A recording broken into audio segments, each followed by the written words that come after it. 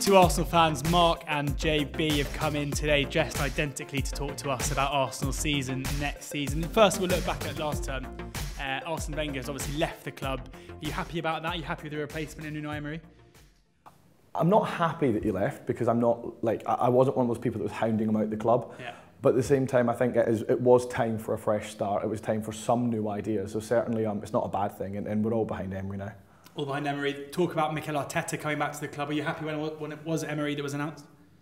I kind of got myself behind the idea that Arteta was going to come, and I think a lot of fans were divided on that, and then everyone got to the point where most people were on board with it. It was quite disappointing when it didn't happen because it was this whole kind of fresh ideas thing. But now I think everyone bought into Emery. The club sold it well, and they explained why he was coming, and that process that they laid out, whether or not that is actually what happened, people have bought into the idea of a more established coach who still has fresh ideas. Arsenal are 25-1 to win the league this season. That's the biggest price they've been, I think, in nearly 2 decades, and double the price they were last season as well. Do you think that's fair enough, or is there cause for optimism that maybe this could be a year where you A, establish yourself back in the top 4, and B, maybe even go further? But there are slightly 2 reasons for that. I think, one, we've not had a good season. We do have Europa League. Like, we've not got the best team we've had in years. But 2 is that City are actually that much better than everyone. So it's not as in, like, I think City were, I don't know what the odds are from they win the league, but they're quite short odds, aren't they? Yeah, so I think it's partially because City are so good, and if anyone is going to catch them, it's probably not going to be us. I think our focus for the season's got to be top 4 or Champions League qualification through a Europa League win, but that's got to be the priority.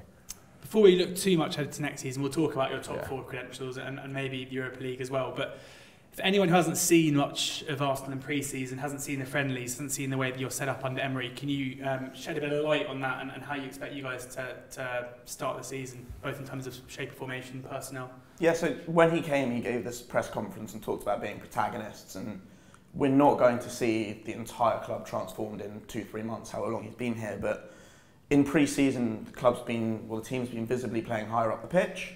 There's been an attempt to press, sometimes it's worked, sometimes it hasn't.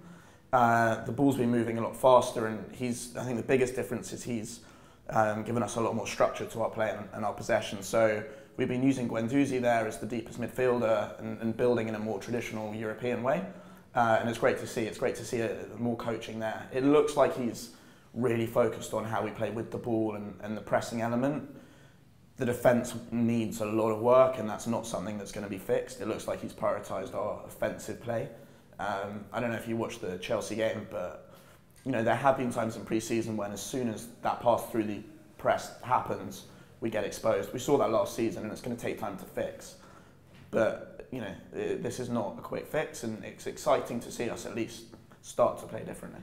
And what do you guys make of the signings you've made this summer? Obviously, Lichtstein has come in, Guendouzi, who you mentioned. Are you happy with the business you've done? They've been solid. Like, they've not been, I think they were never going to be groundbreaking because, 1, we don't have the budget to make it groundbreaking. 2, it's not that easy to attract the best talent when we have Europa League football to offer and it's a club that's rebuilding. I think people always understate how much of an impact Arsene Wenger did have on signings and convincing people like Sanchez, Ozil, Aubameyang to join the club and why they wanted to work with him. I think the British press, British fans never gave Wenger the respect that he actually deserved. It's not, especially since the Invincibles season, even since then. Every year we've been getting told how this team's better than the Invincibles, this team's better than the Invincibles. So it's something that I think we've never really appreciated how much influence he did have with that. Now that Emery's come in, it is going to be a bit more difficult to attract the big names, but certainly with Torreira, he's a good World Cup, solid player, incredibly highly rated in Italy. If he can bring any of that form, that'd be great. Centre back to defenders. I mean, we lost Mertesacker had experience and we had no backup to Bellerin. Yeah. He's managed to tick both those boxes and Lichtstein and did it for free. Those are the kind of signings that seem like no-brainers. And we've finally started. I don't think that's a particularly Wenger signing, so I'm quite happy with that one. If you remember, Kim Kallström came in with a broken back a couple of years ago. Like, that was a little bit more of a Wenger signing. He'd take a technical player over someone that was just cheap, easy. Lichtstein is probably on a decent wage. You would probably say, if you looked at, I don't know his salary, but you'd probably guess that it was something that would be the higher end of what you'd expect to pay someone who's going to be a backup. But it ticks the box, and he was free, and he should bring a bit of a winning mentality as well, actually, because he has won 7 Scudettos in a row now. Yeah, it's not bad, is it? Yeah, no, and brings a wealth of experience as well. I mean, one player who did leave the club yesterday on loan is Callum Chambers, who I think a few Arsenal fans were a bit perplexed by. We're both the same on that, yeah. What's behind that? I mean, he looks like he's finally fulfilling his potential. I think Yeah, he's 23 years old, and regardless of what you think of the business we've done, we have gone out and spent 20 million on Socrates. We've still got Mustafi. I don't know if Chambers would have stayed if we wanted to or been able to sell Mustafi. And there's talk of Vida, which I'm not that excited by, but again, at some point someone has to go out. It sounded like there was interest in holding a Mavropanos going on loan to other clubs, and we decided to keep them. It just feels like Chambers is a player who needs to be playing, and regardless of what we think, if the club's taken a decision that he's not going to be playing every week, then maybe it is better for him to go out on loan. I don't agree with it, because I'd probably play him ahead of Mustafi, and based on pre-season, maybe even ahead of most or all of the other centre-backs, but I'm not picking the team, so the clubs. But not yet. I should be, but I'm not. But it's also really difficult. So like we do kind of pride ourselves. We're not the most ridiculous Arsenal fans. Like when we chat about football, we're a bit different like that. It's not as reactive, not as sensationalist. At the end of the day, fans don't always know what's happening behind the scenes. Chambers could easily have been told, listen, we do like you. You're the future of the club. I see you as a future, etc., etc. We just want you to have a Premier League loan, because we've not really dipped into the Premier League loan market that much. I mean, we should have done it a lot more. Chambers was at Borough for a season. Yeah, but he was at Borough, didn't do that well. And then he went, like, we've had players out on loan, like if you think of like Jenkinson and Bramall at Birmingham City, like we've not been able to secure Premier League loans for our rising stars the way that teams like Chelsea have, like etc.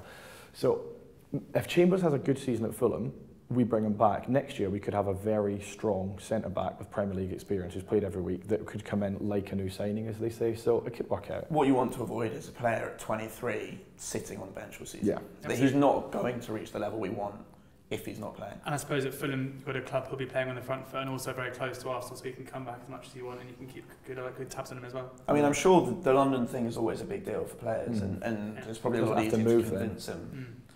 And Middlesbrough. But also Fulham, they've got Seri, they've got Mitrovic, they've gone and done some interesting business in the window.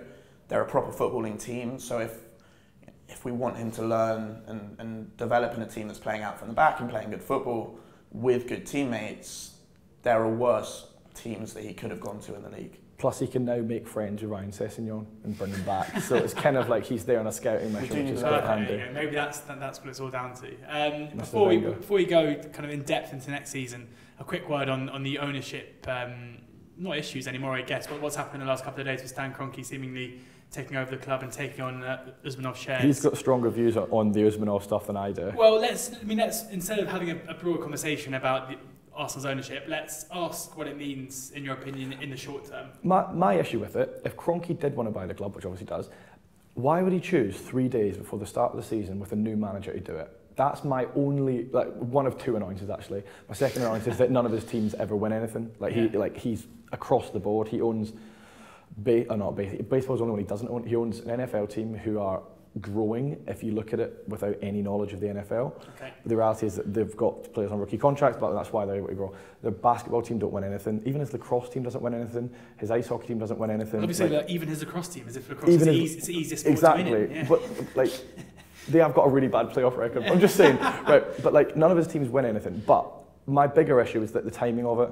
Did he have to do it 3 days before the start of the season? It just seems like he's got his own interest at heart. What does this mean? I mean, off the pitch, it obviously has repercussions, but what does it mean on the pitch? And even this season. I mean, we don't know. It doesn't mean a lot. Like he's been the owner of the club for a while now. I think a lot of it is technical. A lot of it, the impact we will see, at least in the short term, will be to do with the experience of the fans, supporters club, how much access they have, and I get. There's that sentimentality and that attachment a lot of people have to the club. In reality, I don't know how much it changes. He's always been looking to buy Usmanov out. It might be that Usmanov suddenly decided to sell and this was his chance to do it. Exactly, yeah. By the rules, he then has to offer for the rest of the shares. I get why people are upset. The whole "this is the end of Arsenal" thing doesn't really make sense to me. I feel like there's a lot of just overreaction out there, which is so unlike Arsenal fans on the internet. But it's by people who don't actually understand how any of this stuff works. So they're just angry for the sake of being angry. The same reason that they're angry at the manager, they're angry at Aubameyang or Iwobi or anyone that they can be angry at. I get if you've had shares in your family for 50 years and suddenly that's not a thing. But you haven't lost your chance to hold Stan Kroenke to account, right? There wasn't this block of independent fans who were stubbornly fighting against our billionaire owner. one billionaire's bought out another, and then there's a few thousand shares that have gone. And I get the sentimentality, but in reality, it doesn't really change much for the club. We'll know it's bad if we start our own version of FC United and we go back to Woolwich and like the Arsenal fan TV. Well, he's going to move us to LA, right? We're going to have the LA Gooners. The LA Gooners would be great. No, I'd actually get right behind that. Premier League football fans angry for the sake of being angry. Who'd have thought it?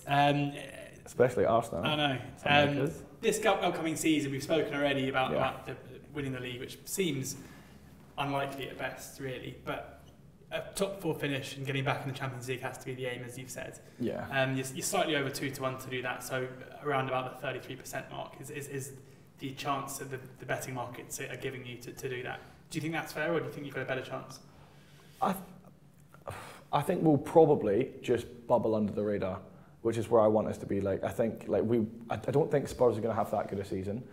I don't think Chelsea. Shock. I don't think Chelsea. No, but like, Spurs the last 3-4 years have been better than us. Like, I'm not like one of the people that's blindly going to deny, but they've also been lucky, whatever. But and they cheat as well. And they cheat as well. Yeah. I think when diving's a tactic, it does make penalties easier. But we were talking about the Invincibles earlier. I don't know if you remember that.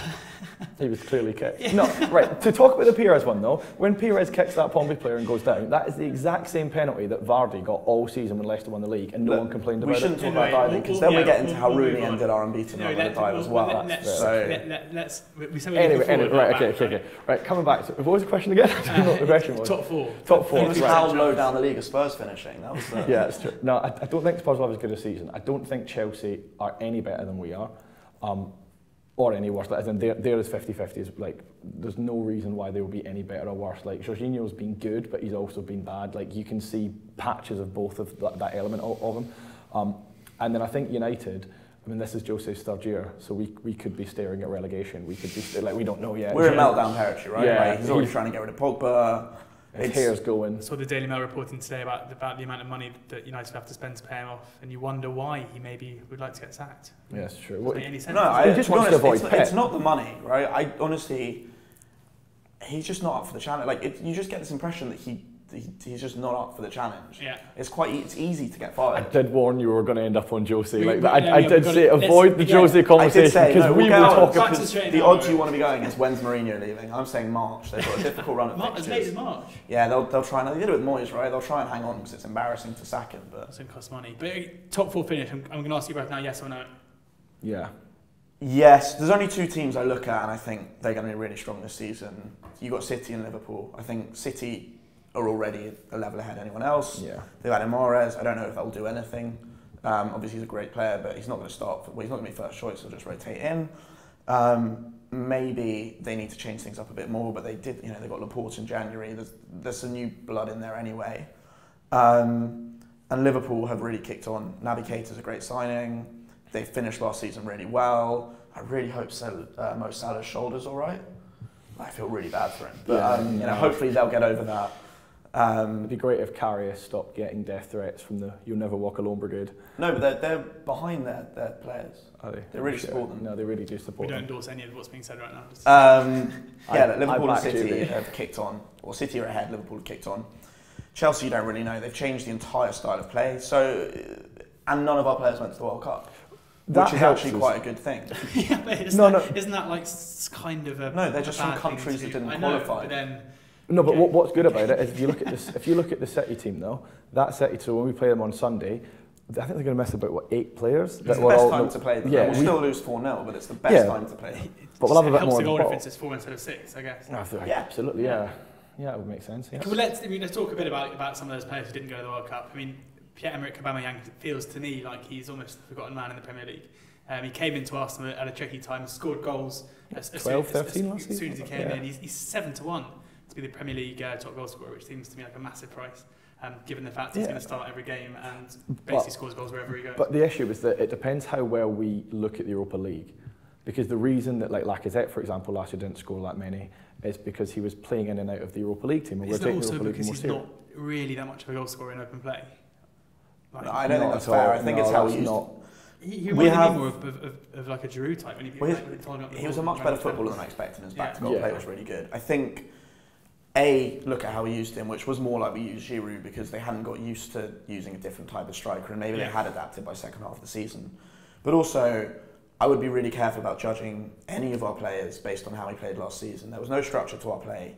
There was no coherence. So when you add, or cohesion, when you have Aubameyang, Lacazette, Mkhitaryan, Ozil fit with a full pre-season, with an actual midfield behind them who were coached in getting the ball forward, which was another thing we struggled with.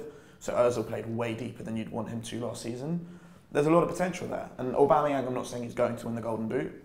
You know, you've got Kane, you've got Salah, but he did really well last season in his team that was not playing good football and was not set up to attack properly. He does just score goals as well. Like, he's always in the right place. He's always there or thereabouts. Like, even if he misses the odd chance, he's still going to create 3-4 chances for himself per game. My worry is if we try this weird thing of using him wide. You know, I'd rather have Lacazette playing behind him. I don't know how Emery is going to get that to work if they play together or one goes wide. I still don't like our lack of pace in wide areas. That's the one thing that, looking at the season, I don't particularly like the centre-backs, but I don't like our lack of width in wide areas. Like, there's been a lot of talk of various players that are all available. If we did have the funds, which are still open, I would like us to bring in just someone with a bit of pace, because I just worry that if someone plays an overly deep... if anyone's overly defensive against us, we just don't have that ability to just beat a man, get him behind, get to the byline. Just that, see that Theo Walcott thing, even though Walcott's not the dream player, blah, blah, but Walcott would every now and then, his just pace and directness on the ball can be tricky to play against. Mkhitaryan's not overly quick. Ozil is quick, but doesn't use it the way that you'd want a winger to use it. Aubameyang was close quick, and Lacazette's nippy, but not, again, out and out quick. But they don't run out players. It's the kind of player who can just cause a bit of instability in a defence, and you don't...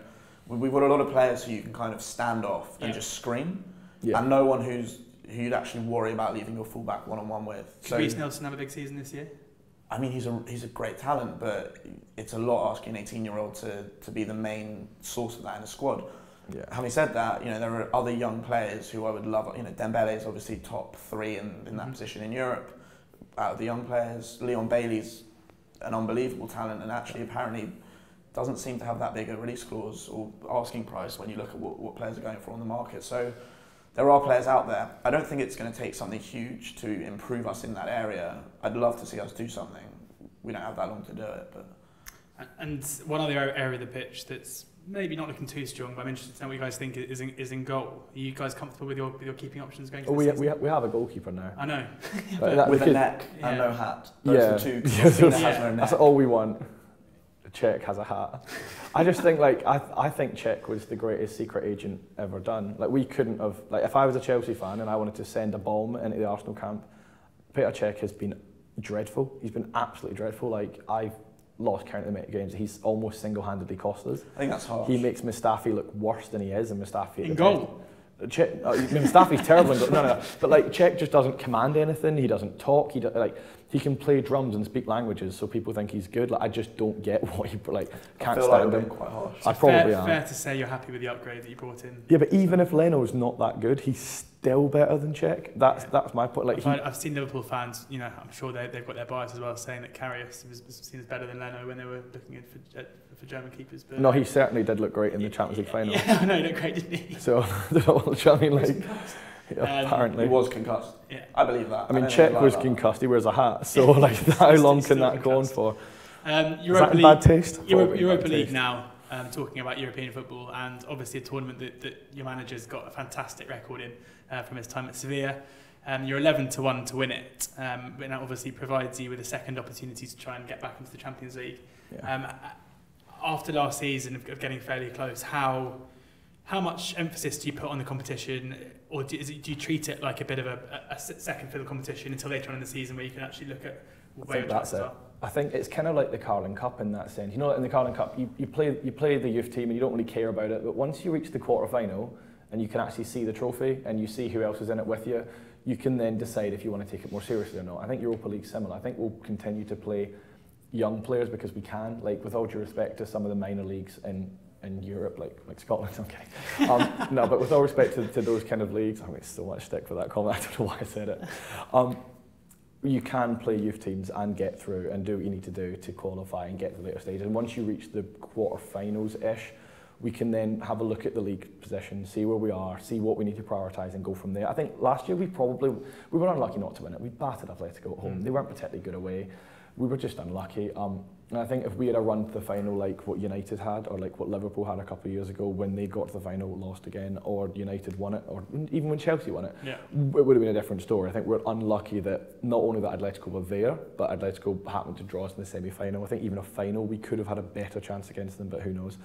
But I think this year, if it works out right, we could have a really good go at it. Yeah, I think we have to use it as a very good, viable way of getting back into the Champions League. Yeah. You can have a great Premier League season, it's going to be close. If you think City are going to win the league, Yeah. and then if you think it's essentially 3 from 5 after that, there's no real guarantees. The starting lot in the Europa League is not great. It's a question of who comes down from the Champions League. Yeah.